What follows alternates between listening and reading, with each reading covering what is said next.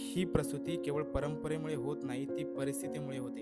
रस्ते नाहीत, उपकेंद्र बंद आहेत आणि वैद्यकीय मदत वेळेवर पोहोचत नाही. म्हणून बाळाचा जन्म झोपडीत होतो, अस्वच्छ साधनांनी होतो. याचा धोका किती मोठा आहे हे डॉक्टर स्पष्ट शब्दात सांगतात आणि इथेच आरोग्य व्यवस्थेचं अपयश उघड होतं. अ, माझं नाव डॉक्टर कुबेरसिंग पारदावसावे. मी तदर्थ वैद्यकीय अधिकारी प्राथमिक आरोग्य केंद्र मांडवा येथे 11 महिने करारावर आहे. आपलं जे प्राथमिक आरोग्य केंद्र मांडवा हे अतिदुर्गम भागात आणि विखुरलेल्या जागेत वसलेलं आहे. आणि या ठिकाणी जे घरी डिलिव्हरी होतात, त्याचं कारण एकच आहे, की पी-एच-सीपर्यंत येण्यासाठी लोकांना रस्ते नाहीत.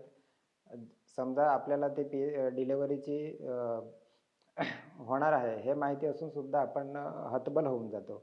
त्याचं कारण असं, की ॲम्ब्युलन्स आहे, तर ती त्या घरापर्यंत जाऊ शकत नाही आणि जे लोकवस्ती आहे, ती लोकवस्ती आहे, ती टेकड्यांवर घरं असल्यामुळे ते ते जेव्हा बाईला कड येते तेव्हा मोस्टली ते चालून येऊ शकत नाही. तिथपर्यंत गाड्याची व्यवस्था होत नाही आणि प्रायव्हेट गाड्याही वेळेवर भेटत नाही. त्यामुळे मग घरी काही डिलिव्हरी घरी होतात.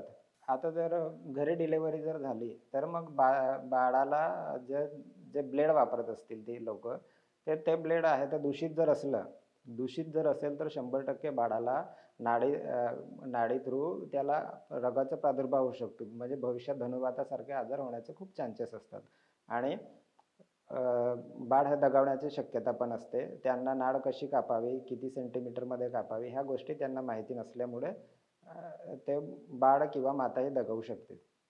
शासनाला मी एकच विनंती करू इच्छितो, की जे वेगवेगळ्या उपकेंद्रात जे मनुष्यबळ कमी आहे. उपकेंद्रामध्ये डिलिव्हरी होत नाही आणि तिथे ए-एन-एम नसल्यामुळे किंवा तिथे बिल्डिंग नसल्यामुळे हे भरपूर कारणं या अतिदुर्गम भागामध्ये आहेत. तरी शासनाने त्याच्याकडे लक्ष देऊन लवकरात लवकर कर्मचारी द्यावे, अशी मी शासनाला एक विनंती करतो.